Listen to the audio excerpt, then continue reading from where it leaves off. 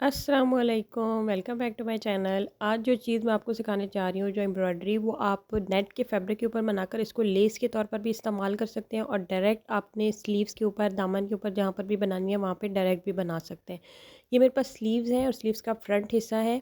इसकी दोनों साइडों पे मैंने लाइंस जो है वो ड्रॉ कर ली हैं, यानी कि मुझे इतना आइडिया हो जाए कि मेरा जो डिज़ाइन है वो ज़्यादा दोनों साइडों से बाहर की साइड पे ना निकले। तो इसके लिए मैंने एक सबसे पहले गोल वाला नग लिया है, ठीक है। उसको मैंने सुई के साथ अटैच कर लिया है, ठीक है। गोल नग लगाने के बाद मैंने ली है नक्शी, और नक्शी को अब आपने क्या करना है कि आपने राउंड करके इस तरह से एक साइड से सुई निकालनी है, दूसरी साइड से नीचे ले जानी है। बहुत सारी वीडियोस में मैंने आपको सिखाया है कि नक्शी को इस तरह से लगाया जाता है। आपने धागे को बहुत ज़्यादा खींचना नहीं होता।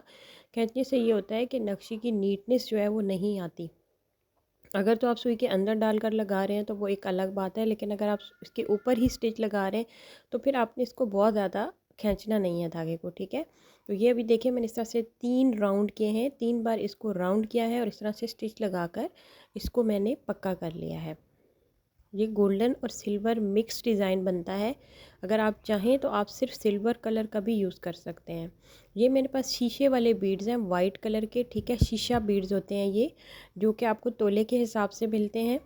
अब आपने क्या करना है कि आपने ये बीड्स डालने हैं इतने जितना कि ये राउंड आपका कंप्लीट हो जाए। ये आप देख सकते हैं पूरा राउंड कंप्लीट हो गया है। मैंने सुई में डालकर इन सुई को नीचे ले गई। अब मैं सुई को दोबारा से निकालूंगी और इस तरह से दरमियान दरमियान में 3-3 4-4 मोती छोड़कर इसको स्टिच कर लूँगी। इससे ये होगा कि हमारे मोती भी पक्के हो जाएंगे और हमारा डिज़ाइन भी कंप्लीट हो जाएगा। तो ये देखें जी। अच्छा, इसको इन मोतियों को पक्का करने के बाद अब नेक्स्ट जो मैं काम करूँगी वो है हमारे पास ये नग।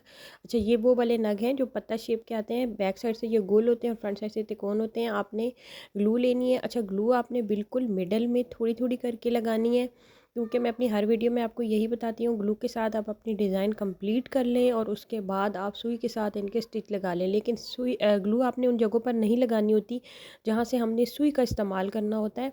फिर इससे सुई लग तो जाती है लेकिन थोड़ी मुश्किल होती है, ठीक है।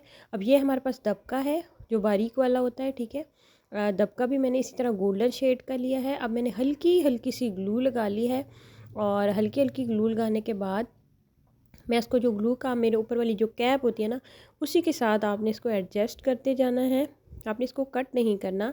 इसी तरह से आप इसको आगे लेकर जाते जाएंगे और हर जो आपने नग लगाया है उसके आसपास फोल्ड करते जाएंगे, ठीक है। राउंड करते जाएंगे, लगाते जाएंगे, और इसकी मदद से आप इसको थोड़ा थोड़ा नीचे करेंगे तो ये अच्छी तरह से स्टिक हो जाएगी, क्योंकि हमने बहुत थोड़ी थोड़ी सी यहाँ पर ग्लू लगाई हुई है। ये नक्शी और दबका ऐसी चीज़ है कि ग्लू के साथ एक बार जब ये अटैच हो जाते हैं तो फिर आप इनको उतार नहीं सकते। ये ख़राब हो जाते हैं लेकिन उतरता नहीं है ये, ठीक है, इस ग्लू के साथ।